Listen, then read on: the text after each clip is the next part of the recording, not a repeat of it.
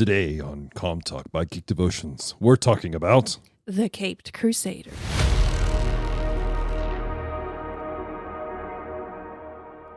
What is happening here?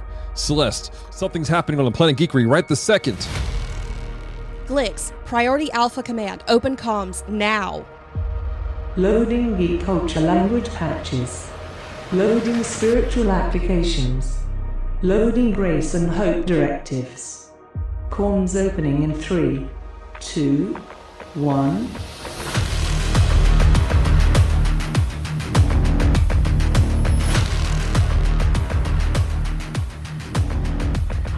Hello, Devoted Geeks, and welcome to Com Talk, podcast extension of Geek Devotions, the show from Devoted Geeks who are devoted to letting you know you're loved. I'm Dallas, and joining with me is Celeste. And this is episode 189 of our podcast. We're going to need to do something special for episode 200. We do definitely need to do that.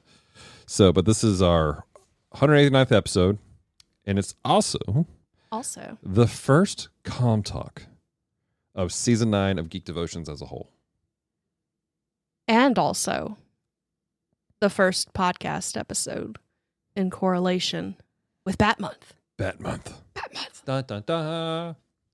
I am excited. So for those of you guys who missed it, like I said, this is the 9th year of Geek Devotions. Mm-hmm. Or the 8th, We're starting the 8th year, 9th season. Yes, because we start the seasons the first year. On the year mark. Yes. And so it's 9 seasons because the first season, we hadn't been doing it a year yet. Yes. So anyways, that being said. Now that we figured out the math. Now we got all that messed up. We are excited to be talking about Batman. And all month long, we're doing our devotion just came out this past week. And it was based around Batman.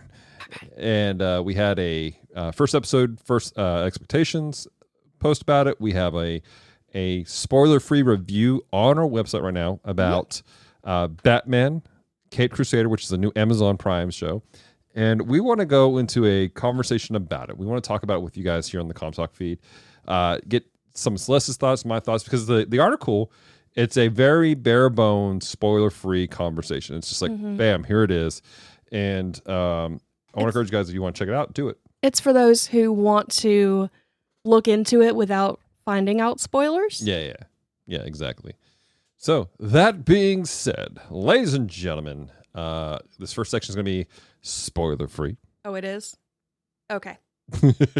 Then we'll go to a break. When we come back from the break, we will have a filled conversation. I thought we were just going to go in spoiling everything. No. We're gonna pace it out a little bit, Celeste. Okay. All right, so let's start the party.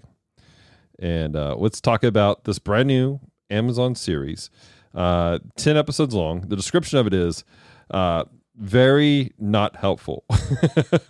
Is that what it says? No, it's just I'm looking at it. It's flowery, but it doesn't tell you anything about the series. Well, yeah. It starts off with, "Welcome to Gotham City, where the corrupt outnumber the good. Criminals run rampant, and law-abiding citizens live in a constant state of fear. Forged in the fire of tragedy, wealthy socialite Bruce Wayne becomes something both more and less than human. The Batman, with his one-man crusade for justice, attracts unexpected allies within the GCPD and City Hall. But his heroic actions spawn deadly, unforeseen ramifications." So that told us nothing about the series. Nothing at all. That's just like a good description of Batman. Yeah. Now, for those of you who missed, this was announced in 2021, I think. And the way it has Bruce Timm, yes, Matt Reeves, and J.J. Abrams working on it, which is quite the trio. I didn't realize J.J. Abrams was working on it until we finished the series and I finally was reading the credits because there's no lens flares. No lens flares. That's correct. There are no lens flares in this, Celeste. Because it's animated. That being said, it is going into it, and I said this in the article, you need to understand what you're walking into. First off, Bruce Timm, I was expecting it to kind of be kind of a pseudo continuation of Batman from the 90s. Batman the Animated Series. It's in the art style. Yeah. But they flat out say this is a reimagining of the mythos. Yeah. And it's like an Elseworlds. Yeah, exactly. And it's meant to lean more into the noir style. Mm-hmm. So right off the bat, for our spoiler-free conversation, I'm going to say this. If you go into this, you have got to keep an open mind and understand this is not the same kind of Batman you grew up with. Mm-mm. At all. It's very different. So with that on the table already, Celeste, what are some spoil-free stuff that you enjoyed about the series? The art was beautiful. Yeah. I do have some issues with some of the art itself, and we'll get into that in a little bit. But overall, it was beautiful. It's almost like they tried to do the Batman the Animated Series stuff mixed with Archer. Except for it was not as... Archer had the one episode we watched. Yeah. Had this like real awkward... Half episode we watched. Oh, was it only half an episode? Yeah, we didn't even make it a whole episode. It felt so long. Anyway, clearly that's not a show we enjoy. But it had this awkward quality of like how people were moving, almost like they were cutout dolls. And it doesn't have that. But it does have the characters are very well defined, and the backgrounds, while very beautiful, are not excessively detailed. In areas. There's some areas where it is super detailed. Yeah. It was kind of an interesting hodgepodge of that. I think that it was intentional. They intentionally did not put a lot of focus on the background in areas where they wanted you to focus on the characters. Yeah, I could definitely see that. It was and again, it's very much Bruce Timm style from 1990, but maybe it's just it's a product of the time, the way they're animating stuff now. Maybe it's a product of maybe a lot of it, because things are being done by computers so much now. Well, and then... But the hard, harsh lines is becoming a trend in different cartoon series I'm seeing recently. It is. But it could just be that Bruce Timm's art has evolved. Yeah, it's possible. Because that's a thing with artists. Yeah. They change a little bit as they go and grow. And so maybe this is just where his art has ended up. Maybe. I will say this about some of the art. Well, since we're talking about the art, as we watched it, the way that things moved and the way things were positioned, it really felt like you could take panels, more so like technically in all cartoons and drawings, you can take them out. But this one specifically, you could take just about any cell. Yeah. And paste it together in a comic book format, and it worked really well as a comic book. I feel like it was very intentional to make it feel like a moving comic book at times. Well, and then that also plays into the harsh lines, because that's become a trend in comics to have the harsher lines around the characters. Yeah. So now another thing interesting about it, that I would say that I enjoyed about it, was the callbacks. Oh yeah. There are and we're not going to get into it until the second half, but there are so many callbacks to previous Batman series, and homages to certain things. Like there was a lot, like it really was working hard to hit that nostalgia for you. Yeah. It did a good job, and it was always like hey, we know what you're trying to get at. Because it wasn't, the homages weren't necessarily specifically like, oh, there's a thing. Like, and this is not it's a spoiler, but it's not a spoiler. In one of the scenes, Alfred is waiting on Bruce to get back to the car, and he's reading The Gray Ghost. Yeah. So, like, it's that type of a thing. Yeah. I feel like this is because not a what's the word? Not a spoiler, but the character designs themselves, a lot of them were callbacks. Specifically, Batman, Alfred Pennyworth, and Selena Kyle's Catwoman.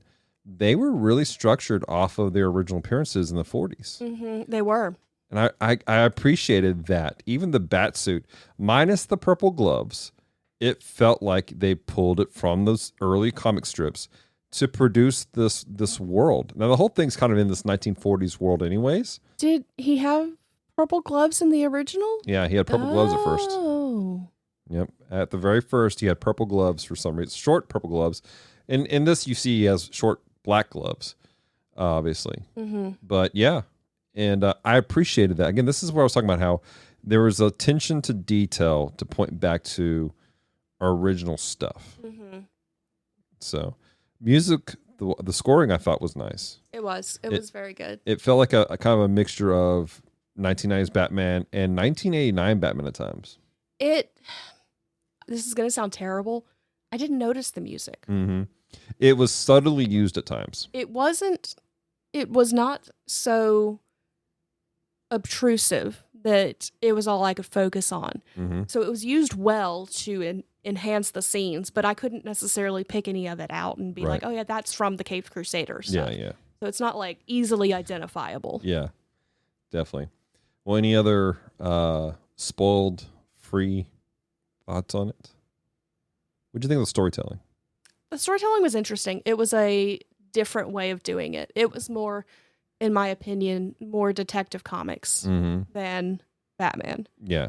If that makes sense. Like, both are Batman, but it was more a... It was that slow-paced noir storytelling. Which I enjoy. Mm-hmm. It's when done well. Yeah. Well, that's the thing. It's like some of the reviews people are talking about, they're like, there's not enough action. Again, they're all wanting 1990 Batman, which was so good. But there were episodes that have this slow pacing, and that's what they were leaning into, was that noir storytelling. More exposition. Yeah. And I'll say this, like, and I said this in the article also, but like, there's not an overarching story necessarily with a one big baddie. It's like the entirety of it was, let us tell you a story about this world. Things linked together eventually in some fashion. Yes. But it wasn't like a lot of stuff that you have come out now. Like, it's like episode 1, you have the placement, and there's like, there's a bad guy. And then as it progresses, you see things kind of really pieced together. This is not what they're going for. It was like a pseudo episodic series where it almost felt like an episode 0. Like, the entire series felt like an episode 0 because it was this is how we get here. Like, we don't, that might be spoilers, so I'm going to hold off. But it's very much that introductory, let me introduce you to everybody. Every episode, there's somebody new. Yeah. While still holding the main characters in place. Yeah. So I enjoyed it. I would definitely watch a season 2. Yeah, definitely. Well, with that being said, let's go ahead and jump into the spoiled field section. We're going to go into a little break, and then when we come back, we will get into it.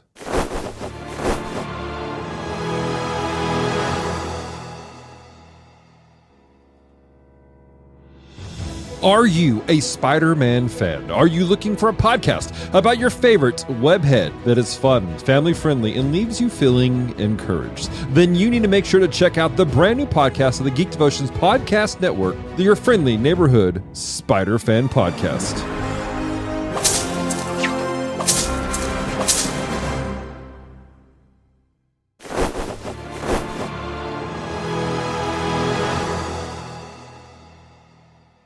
All right, and welcome back. I want to encourage you guys to make sure you check out that podcast that you just heard about. Also, while we have you here, I want to let you guys know, special shout out to our friend Branson Boykin, who created the sound effect we have for the transition here for the podcast, but also, if you watch Geek Devotions itself, the bumper music that comes up, we have our normal intro, and then it goes into the Bat Month logo. He did the music for it also. So did great. So proud of you, Branson. Thank you for helping us to create quality content that reaches people in a way that's special.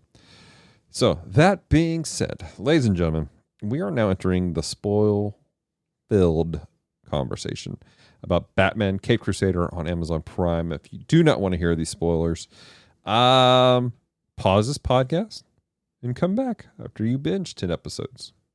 Because that's only, what, like 5 hours. Something like that.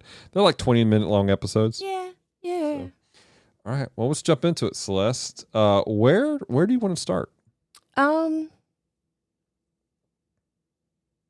Okay, so I'll start with where the comment I stopped myself on a minute ago, which will kind of pick up into the conversation back to is an episode 0 of this is still a new Batman.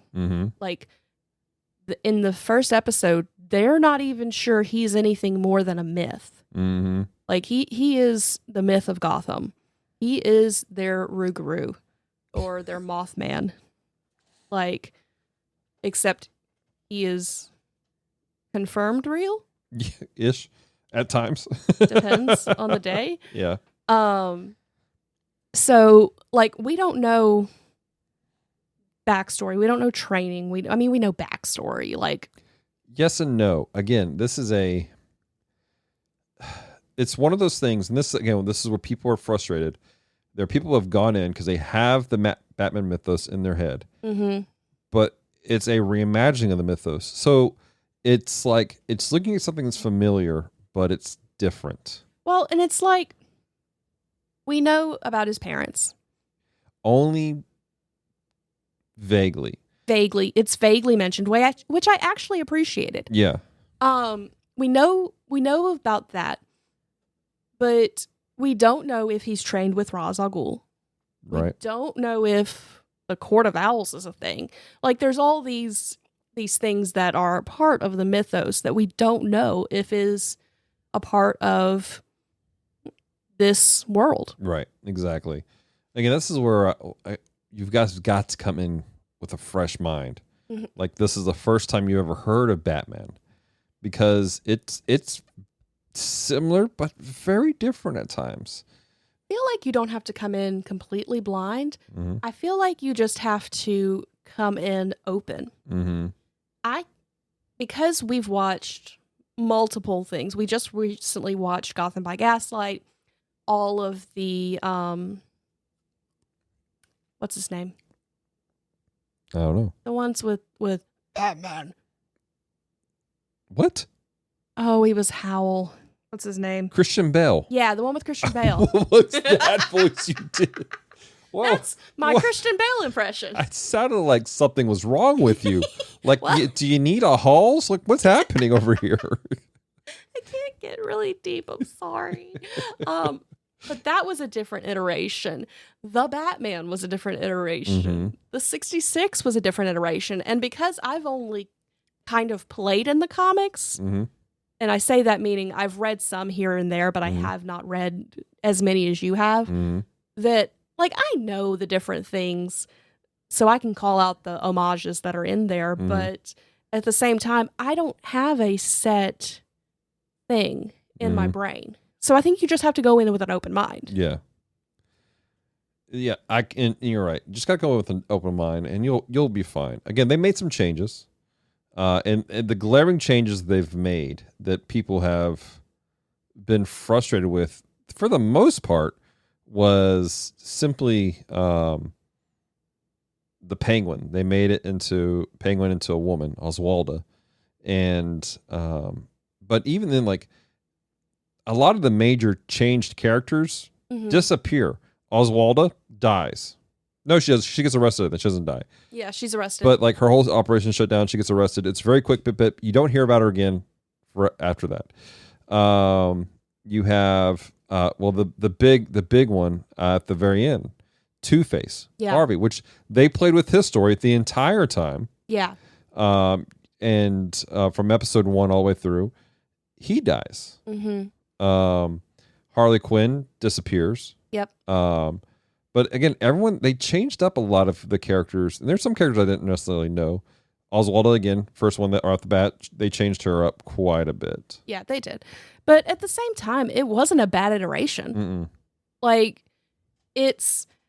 people were complaining about Gotham, that the Penguin and the Joker Riddler weren't, well, the Joker too, because they did play with that in Gotham, weren't right. You're right. But it was just a different iteration. That, Fish Mooney was Will Smith's wife.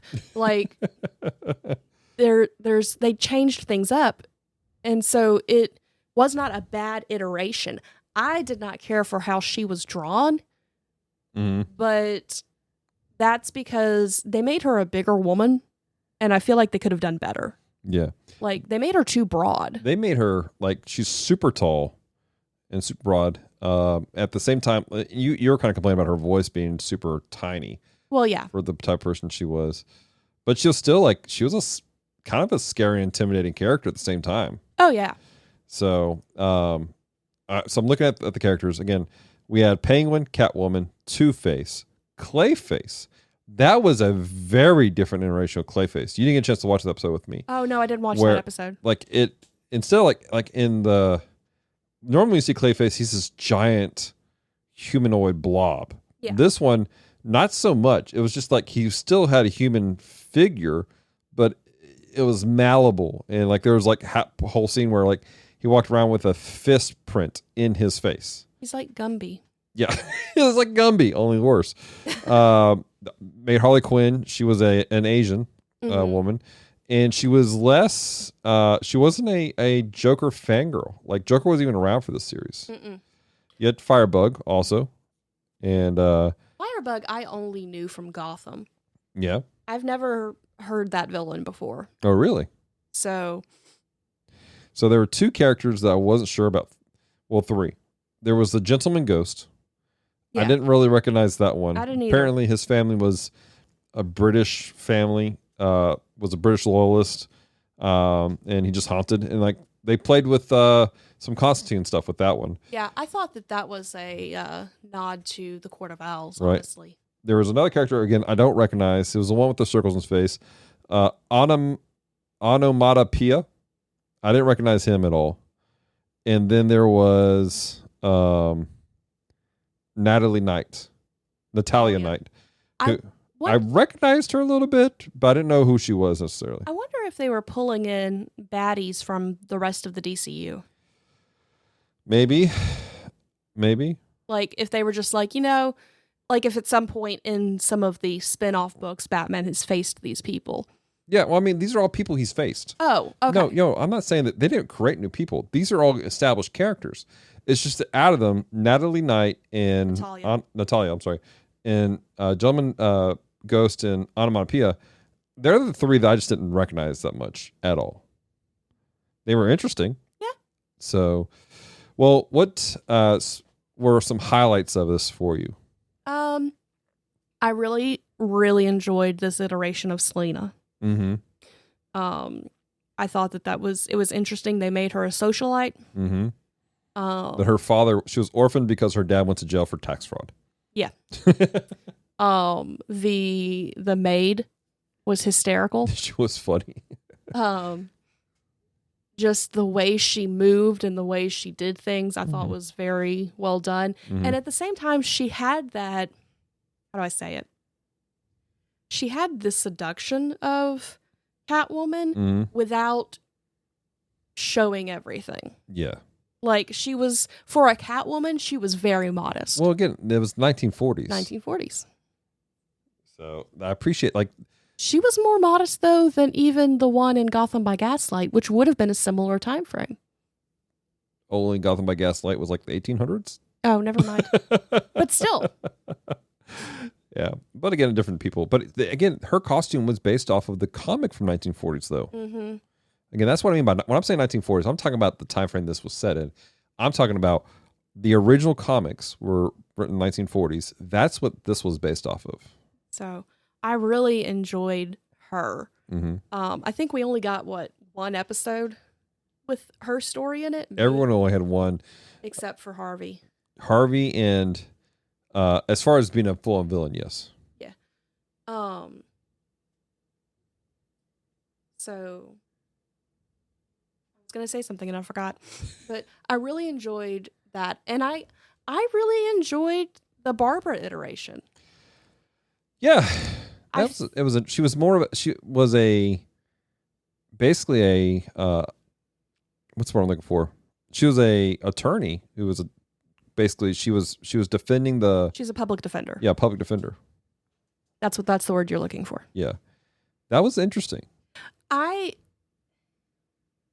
on some fronts, it kind of annoyed me a little bit because Gordon was not as prevalent because they were focusing more on Barbara. But at the same time, Barbara was more of a Lois Lane style character than what I've seen her as. What are you defining as a Lois Lane character? What does that mean to you? Somebody tells her she needs to go sit down and she's like, no, and goes and does something. Okay. She's more the strong, independent woman type who is getting things done. Yeah. I don't know a ton about Barbara. Yeah. The problem with that is early Lois Lane, she did that, but in an annoying way. Oh, no. She was like a nuisance. I was trying to figure out what you meant by that. No. Not the Lois Lane I wanted to yeet into the river. the Lois that I enjoy, like the style of Lois Lane from Lois and Clark. I gotcha. Yeah, that was definitely interesting because Barbara was like that in the comics, but she was always like, she was more of a, how did I put this? I mean, she became Oracle. She was the woman literally in the chair because of the Joker. But I don't know if that was a bad joke or me just being honest. I'm not sure where I was going with that conversation. That was honesty. But she was the, that's what she did. But she kicked butt.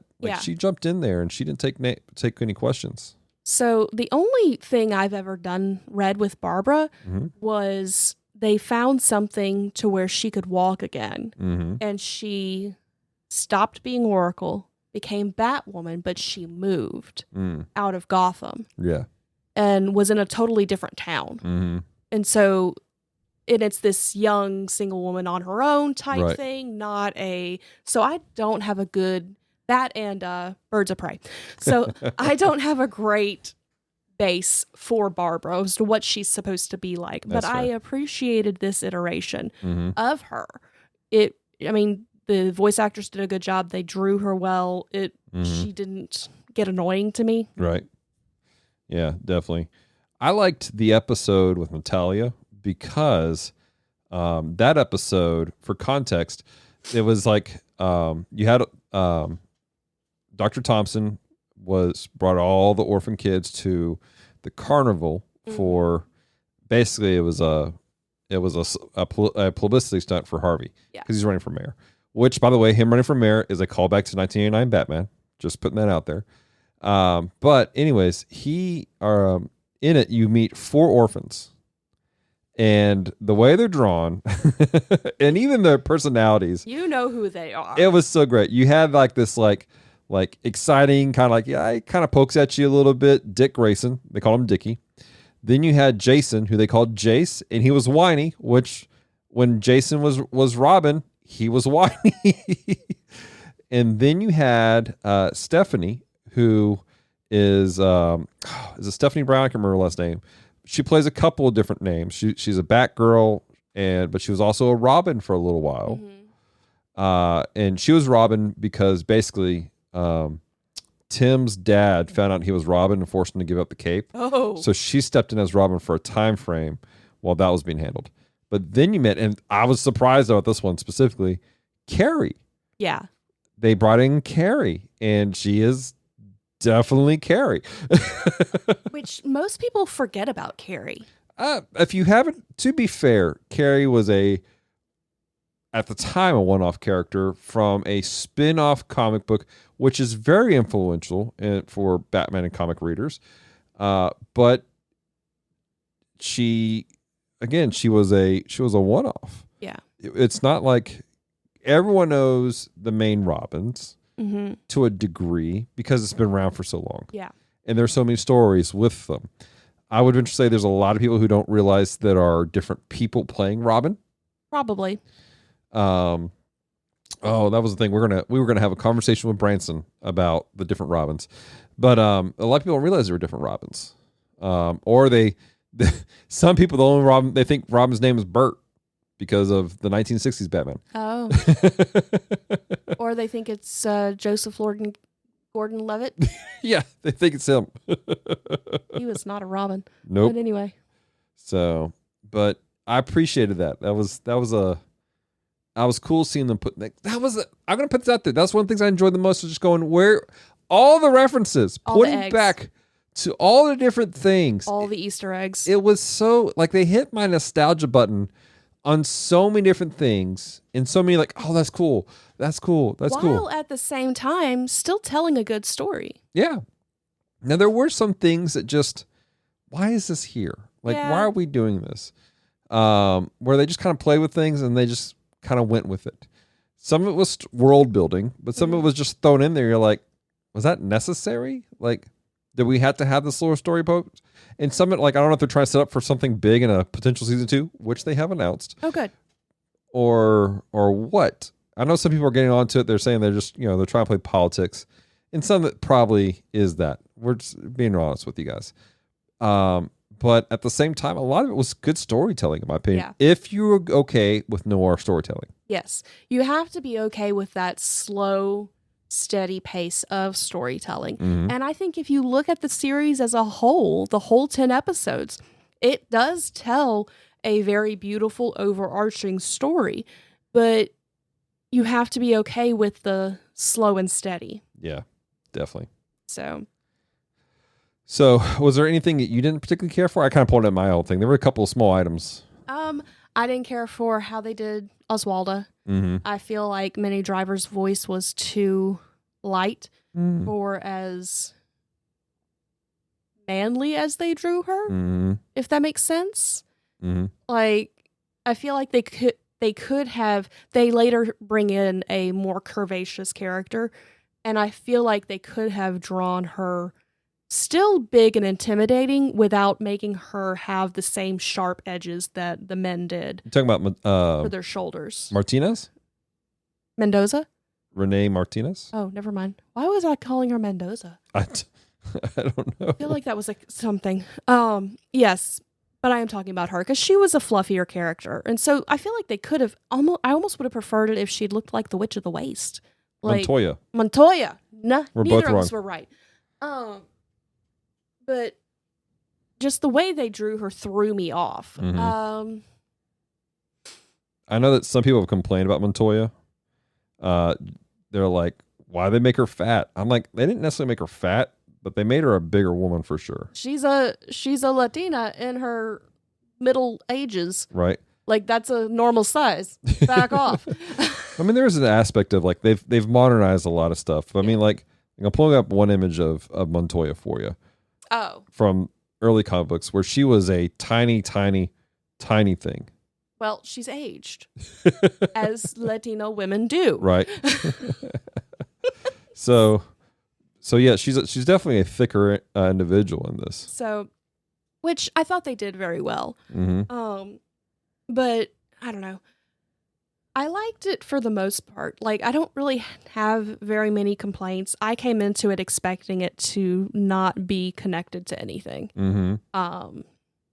Because no one said I had to watch Batman the Animated Series to understand it. Right.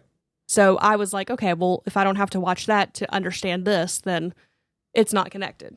I think that's the great thing is you don't have to watch or know anything about Batman necessarily to enjoy this, in my opinion. Yeah. Because they explain the world as you go. Yeah, they do. So I will say my favorite thing, though, is how they handled Harvey Dent's story. Oh, really? Because I feel like it was respectful. Mm-hmm. Having him die at the end mm-hmm. was a great way to keep him from becoming the villain, the monster. Mm-hmm. Yeah. Like, he stayed this tragic character of he doesn't want to do these things, but he's having mental issues and he is doing these things. Like, his worser thoughts and the things that, you don't necessarily say out loud are coming out of his mouth and happening. Right. And so it made him, Harvey's always been a tragic character to me, mm-hmm. but it kept him from becoming the sociopath mm-hmm. and kept him in the, okay, this is sad. Yeah. Definitely. So the thing about Harvey's character it has always been like you have this, that obviously the dichotomy of who he was. And I'm going to agree with you on the fact that I appreciated that they didn't make him like he was more of a man struggling to maintain his humanity. Yeah. And I appreciated that he ended with that humanity in a quick flash moment. It was almost a redemption. It was a sad redemption at the end. Yeah. I feel like they could have done more for us to be more attached to Harvey. Yeah, probably. Throughout it, because there were times where he was just a jerk. Well, at the same time, I feel like that was foreshadowing of going, okay, he's not an angel. Yeah. Well, it was to kind of. I would assume it's to point out the two-facedness of politics. Oh, possibly. And so, but across the board, like that whole thing of him basically redeeming himself, I appreciated that moment. Yeah. All right, so let's talk about the final frames of episode 10. Okay. It wraps up the story, and you have all this stuff taking place, and then it cuts over, and it's zooming in on a tiny shack in the rain. And you hear somebody laughing as it pans across several dead people with highly distorted faces. Some of them looking like it was just agony, but frozen. But as you pan, they turn more and more into smiling. And so you see this one man, and he is laughing and laughing and laughing. And his eyes are bloodshot. And then he dies with a smile on his face. Then it pans over to, and you just see the eyes of a very pale man, but with a very deep voice. Basically saying, I can't remember the exact words, but saying, well, that was interesting. What did you think of that scene, Celeste? I was confused because he looks like I know they're trying to set up Joker. I understand that. As soon as I saw the people in the chairs, I'm like, okay, they're going to try to set up Joker for season 2. But he looked like Dracula. The way they did the eyes and the framing and everything, I'm like, is Joker a vampire in this world? Right. Yeah, that. I'm curious again, all we had were just the eyes, but I'm curious to see what they do with season 2 with the Joker character. If this is going to be because again, the Joker's always a contentious character for me because they oh gosh, this is a rant we had when we did the Batman episode of The Bottom Shelf. Either he's just a Looney Tune, or he's just a mobster, or he's just an anarchist. And nobody ever plays it out very well. Well-rounded. Didn't they play with that when they did the three Jokers. The three Jokers thing, where there was 3 men that were the Joker? Which I need to find those comics and read those. And if I can find those and read those, I'd be interested to see how they're playing that completely. Yeah. So, but yes, there was the clown, the mob, and the psychopath. Yeah, which would explain the differences. I'm just curious as to how this one's going to land. I will stand on this hill. I don't think anybody's done all 3 well, except for Jack Nicholson. Nicholson was the clown. He was a mobster, and he had a bit of an anarchist inside of him. And so I feel like that he did the best job out of everyone who's played the Joker as far as the presentation. Mark Hamill's Joker in the animated series was a very, very close second. I thought it was really well done, depending on the time frame, because later in the series, it was like they're getting ready for the new adventures of Batman, which was like a kiddified version of what the animated series was. It turned more into the clown than everything else. So, well, anything else you want to add, Celeste? I think I'm good. Okay. Go watch it. Yeah. It's fun. It is fun. We're going to hear from you guys. Did you watch it? Did you not watch it? Let us know your thoughts. Reach out to us. We're on Facebook, Instagram, and Twitter, and Threads. Just look for Geek Devotions. Also, you can join our Discord. Yeah. Join our Discord. Also, we'll remind you guys something big happening we're going to be at GeekCon. Oh, yeah. We have a booth. We want to encourage you guys to come hang out. We do have a limited edition, limited supply of shirts that we're selling. They're in Japanese. They're kind of what's we're looking for? Tech wear inspired design. If you guys want to check it out, we do have pictures up on our Instagram and our Facebook of them. But we're getting them printed. We should have them right before GeekCon, and then we're selling them you're getting an XL and below, $20, 2XL and above, $25. Yep. If we have to ship it to you, though, sadly, it's more expensive. Unfortunately, but we're going to sell them at GeekCon first, and then extras will be sold later. Yeah. So, but make sure you guys come hang out with us. I've said this in the last week episode of Geek Devotions. When you guys come up, come by our booth. Let us love on you. Let us shake your hand, talk with you for a few minutes, take pictures of your cosplay, do live with you. But do us a favor. Walk around the con floor and be intentional about loving on the people on the con floor. Yeah. Talk with people about their cosplay. Talk about what makes them their interest and why they like things, all this other stuff. Be intentional about being present and helping to create the environment that geeks and nerds need, where they feel loved, they feel safe, and they feel like somebody cares about them. Because then you're taking what we are trying to achieve with our booth and spreading it to the con floor. Exactly. And that's how the kingdom of God is supposed to work. Exactly. All right, Celeste, anything else we should talk about or add? The episode of We Read Allegedly is coming. We forgot that this was the first weekend of the month. We're sorry. That's all right. We also have an episode of The Bottom Shelf coming out this week. Yeah. I apologize for not getting that out to you guys sooner. But we talk about one of John's favorite movies. It is the last episode of the Wormhole event. Going forward, if you listen carefully, the entire podcast world has been altered. So let's close this out. Thank you so much for taking the time to listen to Com Talk today. If you have loved this episode, head on over to Apple Podcasts or to Spotify to rate and leave a review. It is very much appreciated. So until next time, stay devoted. Peace and love.